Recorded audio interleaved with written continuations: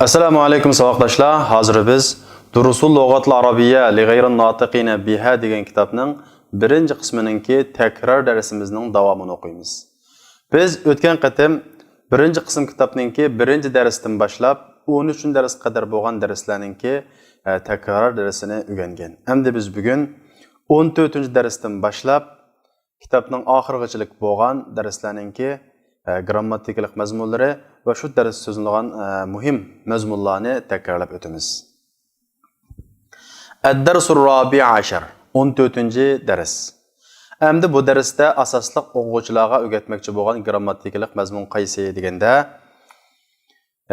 birinchi qilib bu darsda o'rgatmoqchi bo'lgan mazmun lamut ta'lilni o'rgatmoqchi.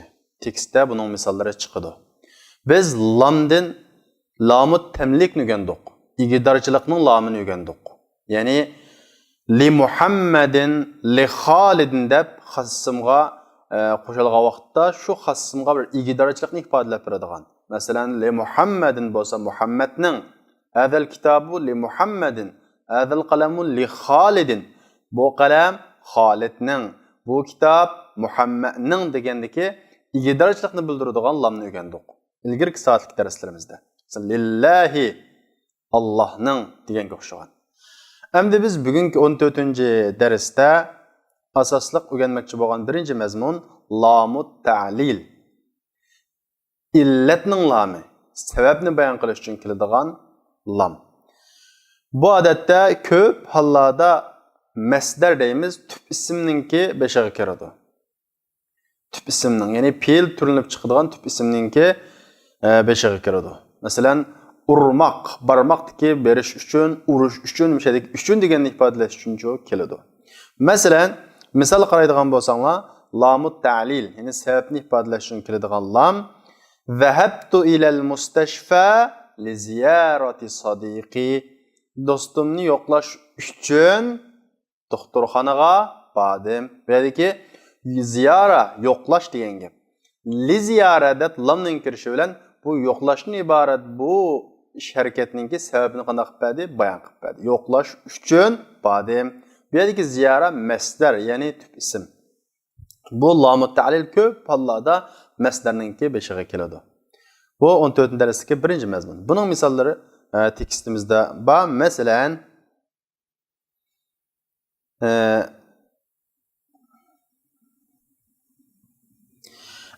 أذهبتم إلى المستشفى لزيارة عمكم اليوم. Bugün tağanlarını ziyaret qilish uchun doktorxonaga bordinglarmi degan bu jumladagi li ziyara yo'qlash uchun, ziyorat qilish uchun, mana bu yerdagi uchun degan ma'no nereden chiqdi? Li ziyaradagi lamdan chiqdi. Mana bu lam lamut ta'lil deb ataladi. Bunun qoidasi nima deganda bu lamut ta'lil harfi jarlarning qatoridan bo'lib, kirgan ismning oxirini qanday qiladi? Zir qiladi. Li ziyarati nima bo'ldi oxirisi? Zir bo'ldi. Bu 14-darsdagi birinchi mazmun.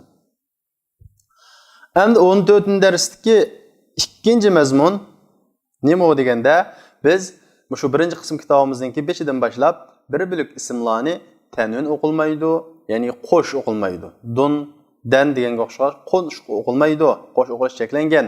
Shundaqla zir harakat qabul qilmaydi deb ma'lum ismlarni sanatmangan. Masalan, arab tilida ayollarning ismlari qo'sh o'qilmaydi dedik. Masalan, Fatimatu, Aishatu, Khadijatu, Zaynabu, Maryam hammasi nima taq o'qiladi. Buni qo'sh o'qisak xato bo'ladi. Fatimatun, Aishatun o'qish xato. Bu birinchi alohidligi. İkinci alohidligi nima deganda zir harakat qabul qilmaydi. Masalan, jumladagi o'rni zir harakat bo'lishini talab qilib qolsa, masalan, ila Aisha, li Aisha masalan igidorchilikning lamini kirgizilay masalan, li Aishati bo'lmaydi. Demak, zir harakatchi qabul qilmaydi. Unda bo'lsa, zir harakatni talab qiladigan harfi jar kirib qolsa, nima o'qiladi uning o'rniga deganda zir harakat kirishning o'rniga zavar harakat keladi. Ya'ni zirlik o'rnida zavar bilan keladi. Masalan, Aishatu oldiga hech qanday omil kelmagan vaqtida pesh o'qiymiz.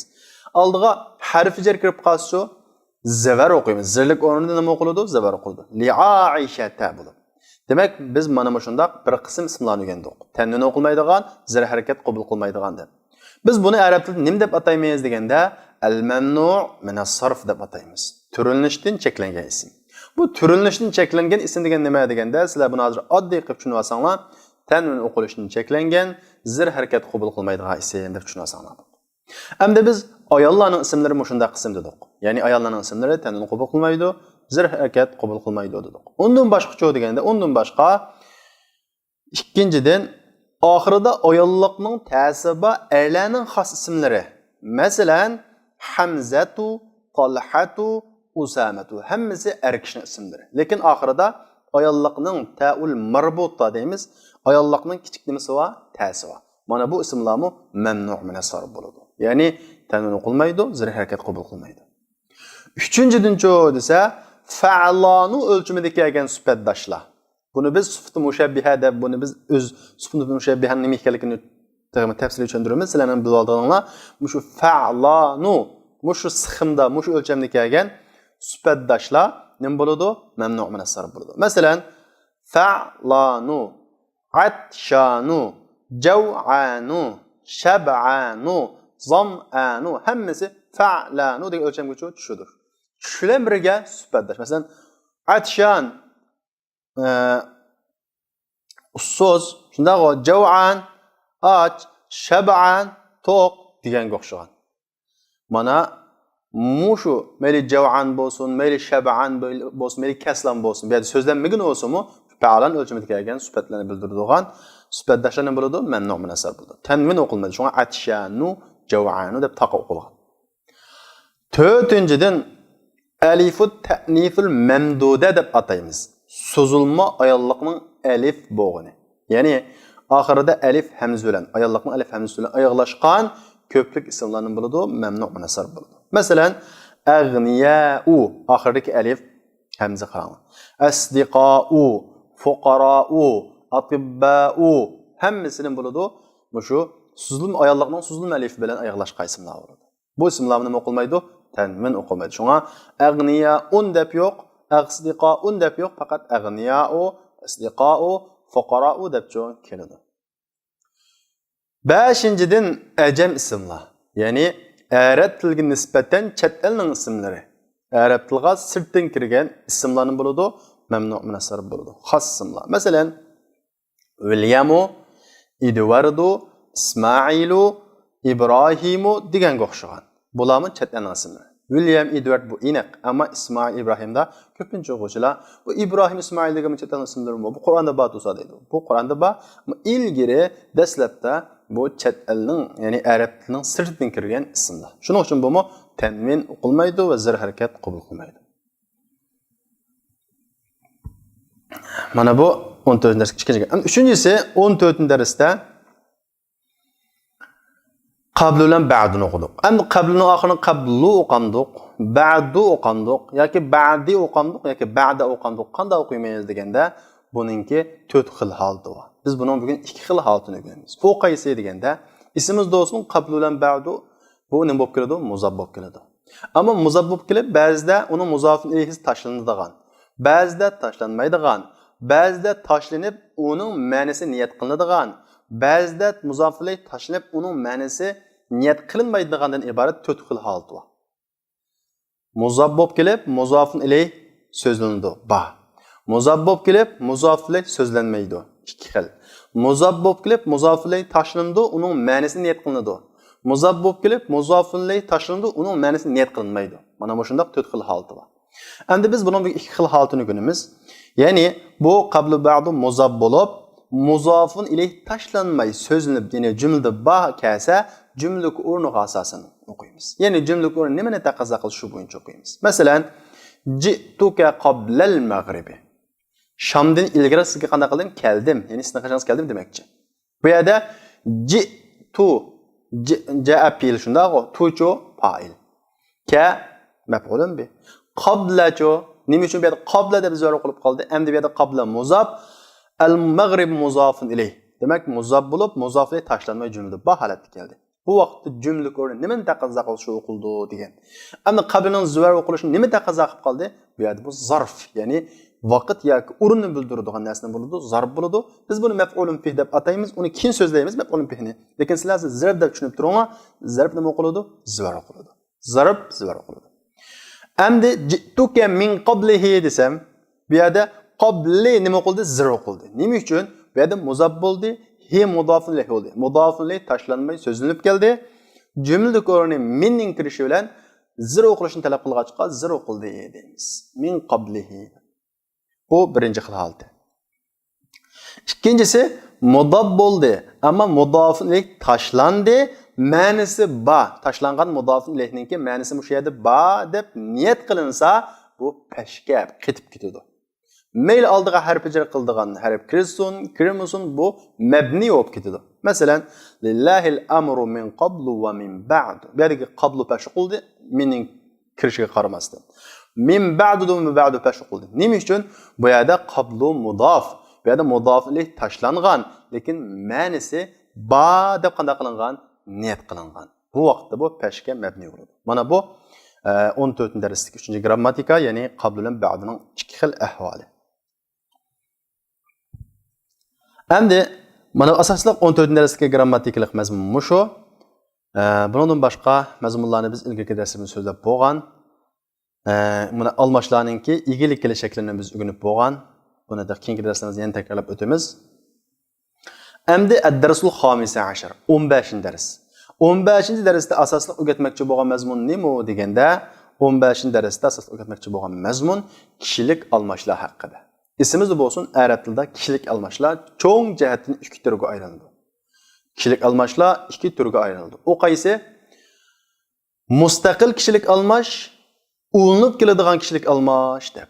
Mustaqil kishilik almash deganimiz o'zi mustaqil jumlaning egisi bo'lib kelalaydi. Masalan, ana talib, men o'quvchi. Bu yerdagi men, ana degan so'z mustaqil kishilik almash. Yeni birisi qaysi? Ulanib keladigan kishilik almash. Ya'ni o'zi mustaqil jumlaning beshida kelmaydigan, faqat ism yoki harf ulashib keladigan almashlar. Masalan, kitabuka, kitabingiz, kitabi, mening kitabim, kitabuhu, uning kitabi, darabaka, sizni urdi, darabani, meni urdi, demişki meni, sizni degan hammasi ulashib keladigan shu almashlar. Biz bu haqda to'xtalamiz. Endi ad-damair kishilik almashlar ikki turga bo'linadi. Munfasila, mustaqil, muttasila ve ulanma deb ikki xilga bo'linadi. Endi bu munfasilninki bosh kelish shakli bor. Ya'ni pashlik o'rnida keladiganlar bor. Buningki egilik shum kelish shakli bor, zuvalik o'rnida keladigan, biz uni keyin so'zlaymiz. Endi bugun o'rganganimiz muttasilaninki mansuba, zavarlik ve zilik o'rnida keladigan. Ya'ni shum kelish ve egilik kelish yoki shum kelish yoki tavallik kelish shaklda keladigan shakllar bor. Uni misollarini ko'rsangiz tushunasizlar. Hozir qarab turing. Masalan, oldidan o'qiydiganimiz mustaqil almashlarningki bosh kelish, mustaqil almashlarningki bosh kelish shakllari. Masalan, huwa bu uchinchi shaxs erlik birlik. Huma uchinchi shaxs erlik ikkilik. Hum uchinchi shaxs erlik ko'plik. Mana bular uchinchi shaxs erliki. Hiya üçüncü şahıs ayollik birlik, huma ikkilik, hunna ko'plik. Anta ikkinchi shaxs erlik birlik, antuma ikkinchi shaxs erlik ikkilik, antum ikkinchi shaxs erlik ko'plik. Anti ikkinchi shaxs ayollik birlik, antuma ikkinchi shaxs ayollik ikkilik, antunna ikkinchi shaxs ayollik ko'plik.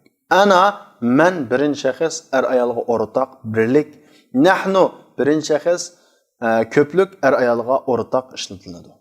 Ko'rinadek mana bular hammasi üçüncü şahıs, ikinci şahıs, birinci şahıslarning hammasi mustaqil keladigan. Bu ma shakli fe'lga yoki ismxonda kelmaydi, ulashib kelmaydi. Bu jumlaning 5ida mustaqil bo'lib keladi.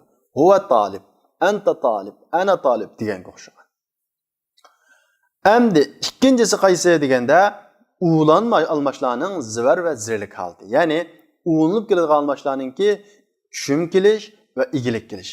Ba'zilar egilik kelishni tavallik kelish desak yaxshi bo'ldi dedi. Unda tushunsanlar bo'ladi, tavallik kelish. Ulanma tushum kelish va egilik kelish almashlar. Masalan, uchinchi shaxs erlik birligi hu. Bu huvaninki egilik kelish shakli. Masalan, ya'ni zivar zirlik o'rnida kelgan shakli. Masalan, kitabuhu shundaqo, bu ism qo'llangan shakli. Darabahu uni urdi, bu fe'l qo'llangan shakli. Hammasi ham fe'l qo'llanadi, ham ism qo'llanadi.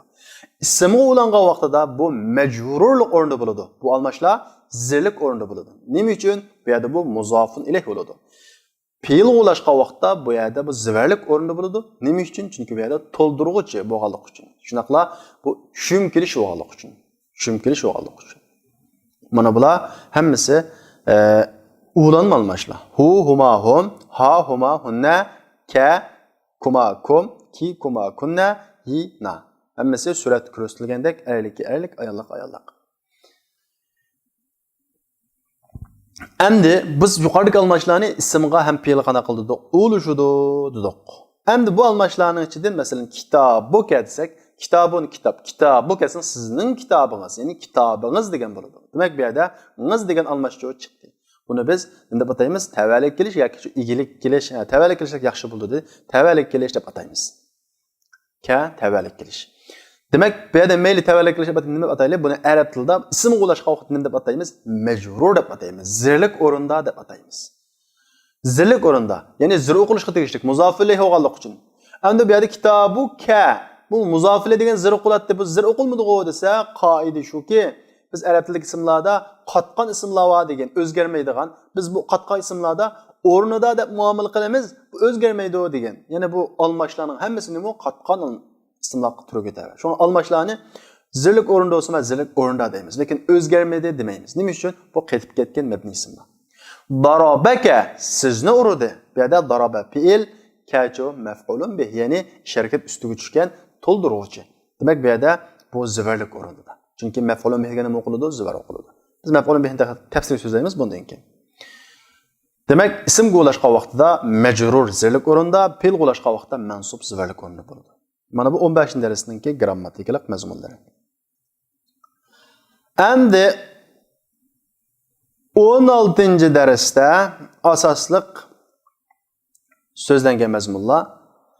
Endi biz 16-dars so'zlashdan ilgari qarasanglar, biz bu yerda zahaba degan fe'lning turlarini bildik. Biz zahabadan silashni o'rganib bo'lgan. Ya'ni fa'ala o'lchimida fa'ala, fa'ala, fa'alu, fa'alat, fa'alata, fa'alna, fa'alta, fa'altuma, fa'altum, fa'alti, fa'altuma, fa'altunna, fa'altu, fa'alna. Bu şekilde öğrenip bo'lgan. Buni nayt pishig bilishinglar shart.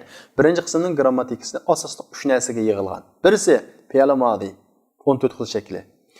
Ikkinchisi ism ishorat, erlik, ko'plik, yiroq, yaqin hammasi. Uchinchisi almashlar, kishilik almashlar. Unib kelinadigan va mustaqil kelinadigan. 3 grammatikani bilgandan birinchi qismning grammatikasini bilgan bo'ladi. Endi 16-darsda ad-darsu sadisa 16-dars. Bu darsda asosliq nimani o'rgatdik deganda, bu darsning grammatikalik mazmuni faqat mushu aqlsiz narsalarning ko'pligiga oyonliq birlik bo'yicha muomala qilamiz degan qoida. Bunga bak diqqat qilishinglar kerak. Biz qoida bo'yicha erlikka erlik, ayonliqqa ayonliq, ko'plikka ko'plik mush shaklda qanday qilamiz muomala qilamiz. Mushu umumiy qoidadan biz istisno qilib chiqarib oladigan ahvol qaysi deganda, agar bu ko'plik aqlsiz narsa bo'lib qolsa, buningga xuddi ayonliq birlik muomala qilgandek muomala qilamiz. Ko'plikka deb ko'plik bo'yicha muomala qilmaymiz. Masalan, hazihi sayyaratu jamilatun. Bu mashina chiroyli. Bu yerda hazihi mubtada bo'ldi. As-sayyaratu hazadan ilingan izohlovchi, ya'ni badal bo'ldi. Jamilatun xabar bo'ldi. Bu yerda sayyara birlik bo'lg'achqa, ayollik birlik bo'lg'achqa hazihi bilan keldi. Hazihi ham ko'rsatdik.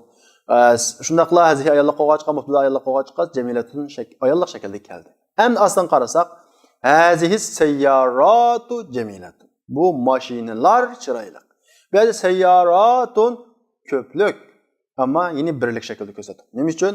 Bu aqlsiz ko'plik bo'lg'achqa birlik shaklda, ayollik birlik shaklda muomala qilamiz. Shuning uchun bu yerdagi jumladagi xabar mu ayollik birlik shaklda keldi deymiz. Bu aqlsiz narsalar hammasiga. Shunga kilob, ishtilar degan narsa ko'p bo'lsa-mu, aqlsiz bo'lg'achqa hazihi bilan ko'rsatdik.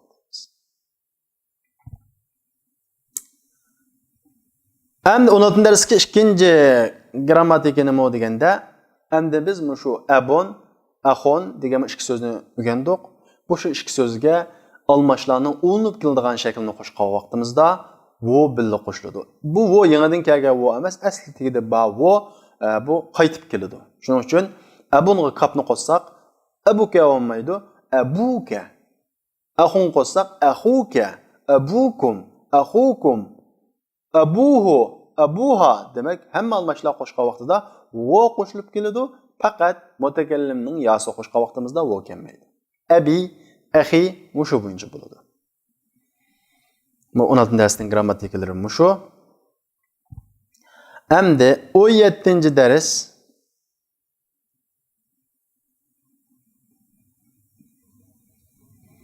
17-dars. Bu darsda nima mazmun so'zlangan deganda, grammatikalik mazmundan bu darsda yana shu aqlsiz narsalarning ko'pligiga ayollik birlik bo'yicha muomala qilamiz degan qoida takror so'zlangan. Endi ko'rsataylik, mayli aqlsiz narsalarning ko'pligini ko'rsataylik, mayli uni sifatlaylik, mayli uni xabar kelaylik.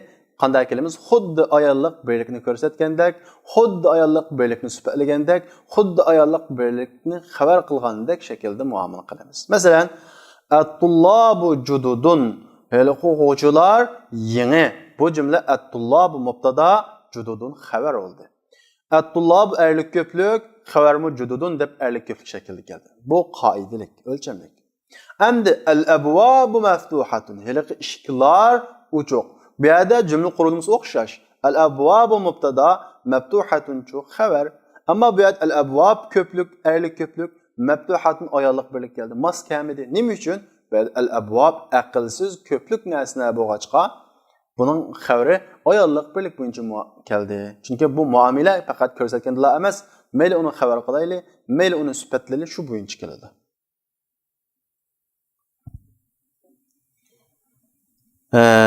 Endi mana bu 17-dars grammatikalik mazmun, bunda boshqa alohida grammatikalik mazmun yo'q. 18-dars 18-darsda nimani o'rgatmoqchi deganda, biz bu darsda birinchi qilib ikkilik qilishni o'rgandik. Bir ismni ikkilik qilishni o'rgandik. Endi odatda qalamun desak bu umuman qalam deganni bildiradi, shundaqla bir dona qalamni bildiradi. Endi ikki qalam demoqchi bo'lsak, uni sonni akamasakmi, uningga oldindan nima qilamiz? Sonni qilishni ekib qolgan taqdirda uni sonni cho'qim shu ismning ikkilik shaklini akilishimiz kerak. U qaysi deganda, har qanday ismning oxiriga alif bilan nunni qo'ysak ikkilikka o'zgaradi. Ikkilikka o'zgaradi. Masalan, qalamun alif bilan nunni qo'shdik, qalaman. Kitobun alif bilan nunni qo'shdik, kitoban. Mushu bo'yicha bak asan. Indi qalamun. Mening qishimda bir qalam bor. Indi qalaman. Mening qishimda ikki qalam bor. Bu birinchi mazmun. Ham ikkinchi mazmun 18-darsdagi kam. Biz kamni o'rgandik. Kam degan qancha, necha degan gap. Bu savol so'rash uchun keladi. Buning qoidasi bor. Bu qancha, necha degan gap uqumsiz. Shuni so'radik biz qancha, necha deb. Ana bu kamdan keyin kelgan shu kamningki nimadan qancha? Mushu kamningdagi yana bir uqumsizlikni ko'tarish uchun kelgan so'zni biz arab tilida tamyiz deb ataymiz. Tamyiz. Buni farqlantiruvchi deb uyg'urchaga ham yaqinlash uchun atadim. Bu to'g'rimi xatomi? Buni shu uyg'ur tilida mutaxassis bo'lgan qarindoshlar bir narsa desa bo'ladi. Lekin masalan tushuntirish uchun shunda adab qo'ydim, ammo buni arab tilida tamyiz deb ataymiz. Demak, kamdan keyin kelib shu kamdagi uqumsizlikni ko'targan, ya'ni kamdanki uqumsizlikni ko'targan so'z tamyiz bo'ladi. Buning qoidasi nima deganda, buning qoidasi birinchidan bu birlik holatda keladi, ikkinchidan bu zivar o'qiladi. Shundaqla nakira iniqsiz holatda keladi. Masalan, kam qalaman ayndak sizning qishingizda qancha qalam bor? Demak, bu zivar o'qildi, iniqsiz keldi, birlik holatda keldi. Bu qoida. Ko'pincha o'quvchilar imtihonda shuni xatolashgan. Bu 18-darsning grammatikalari. 19-darsda qaysi mazmun so'zlangan deganda 19-darsda biz birinchi qilib nima o'rgandik deganda sonni o'rgandik. 1dan tortib 10 qadar bo'lgan sonni o'rgandik. Endi arab tilida 1 degan nima deymiz? Vahidni deymiz. Oldi bilan sonning erlik va ayollik va. O'xshamaydigan tarafi sonda erlik bilan ayollik bilan sanamda o'qiganda unda emas. Buning qoidasi bor. Oldi bilan sonni bir sanab o'taylik. 1 degan nima deymiz? Vahidun deymiz. 2 degan nima deymiz? İthnani deymiz. 3 degan nima deymiz? Salatun deymiz. 4 degan nima deymiz? Arba'un deymiz.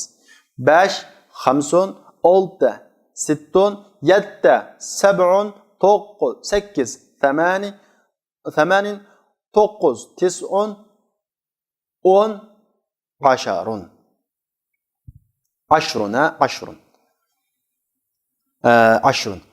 Bunun ayollığı çoğu degende vahidatun, ithnatani, thalathatun, arba'atun, khamsatun, sittatun, sab'atun, thamaniyatun, tis'atun, asharatun. Ma ayollıqda 10 degan san birikmay kelgan vaqtda aylikning o'tirishlik kishini sukun qiladi. Ashrun deb ayolliqning oxirida tavog'inki asharatun debchu.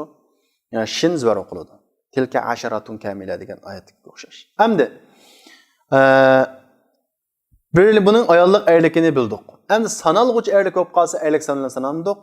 Sanalg'uchi ayolliq bo'lib qolsa ayolliq sanalgan sanamdiq deganda buningda o'xshamaydi.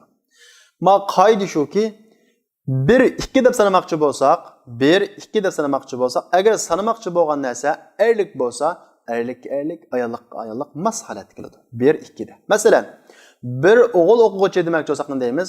Talibun wahidun deymiz. Demak, talib degan mu erlik, vahidun mu erlik şekilde çoğu keldi. Şundaqla sanalg'uchi sanning nerede keldi? 5'de keldi. 2 o'g'il o'quvchi demoqchi bo'lsak çoğu talibani ifnan. Bunun da mı sanalg'uchi sanning 5'de keldi. Şundaqla san erlikka erlik holatda mas keldi. Endi 3'dan tortib 10 qadar dal akschi bo'ladi. Biz sanamoqchi bo'lgan narsa erlik bo'lsa san ayolliq, sanamoqchi bo'lgan narsa ayolliq bo'lsa san erlik keladi.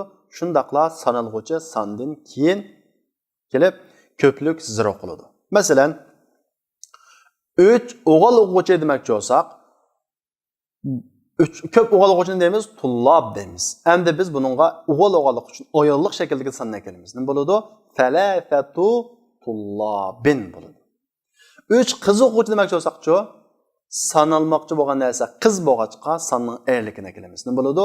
Thalathu talibatin. Bu şekilde bo'ladi. Bu 10 qadar bu şekilde ma'noda. Biz buni dars so'zildik. Hammasi shu bo'yicha ma'noda. Masalan, bu yerda ko'rsatilgandek talibun wahidun, taliban ithnani. Mana 1 2 degan sonda san sanalg'uchiga mas holatda erlik keldi. 3dan tortib 10 qadar sanalg'uchi tullab, o'g'il o'quvchilar erlik bo'lg'achqa san qanday keldi? Ta bilan ayolliq shaklda keldi.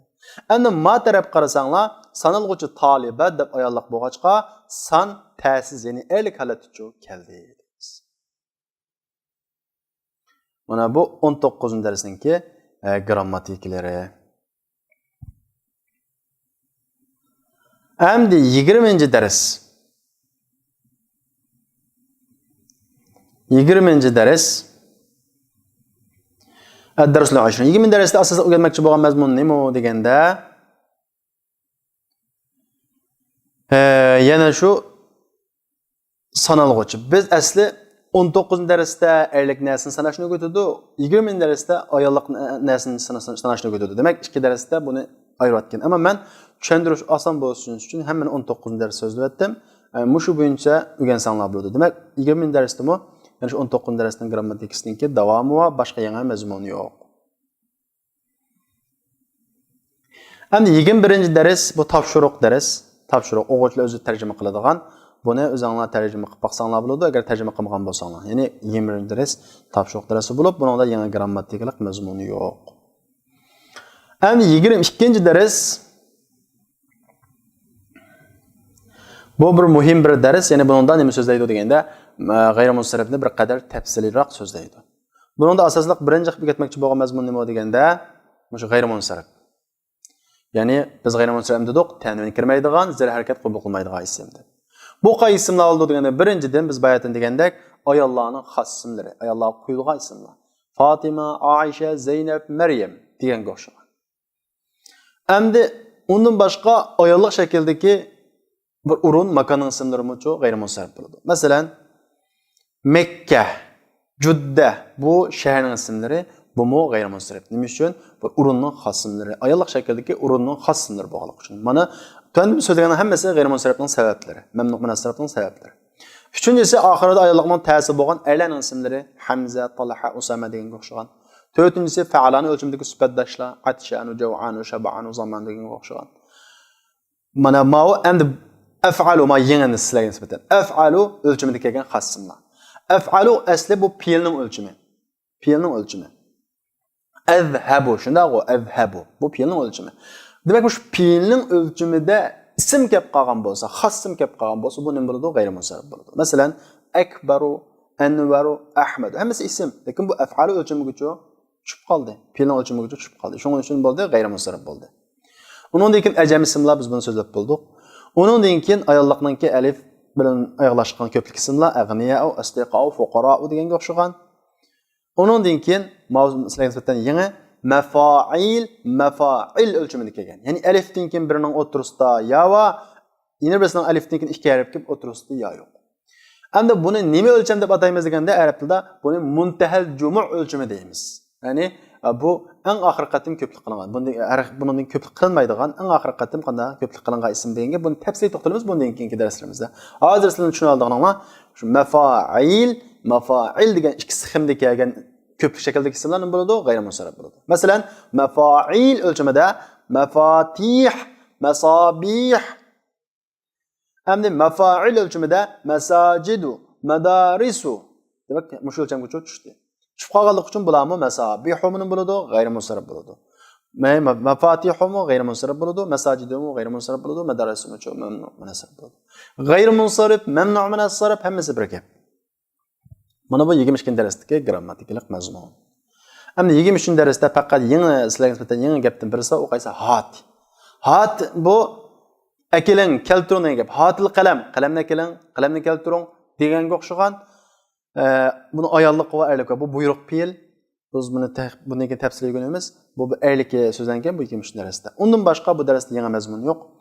Shunda qilib bizningki bu birinchi qism kitobimiz mushu yerda oyoqlashdi. Buni tafsil etmoqchi bo'lganlar shu birinchi qism kitobimizning takror darsininki birinchi darsiga qarasa bo'ladi. Birinchi qism kitobimiz 2 qatim takror qilindi. Birinchisi birinchi darsdan boshlab 13-darsga qadar va 14-dan tortib 23-darsga qadar takror qilindi. Unda bo'lsa, o'qitishlar ikkinchi qism kitobimizni ko'rishaylik. Assalomu alaykum.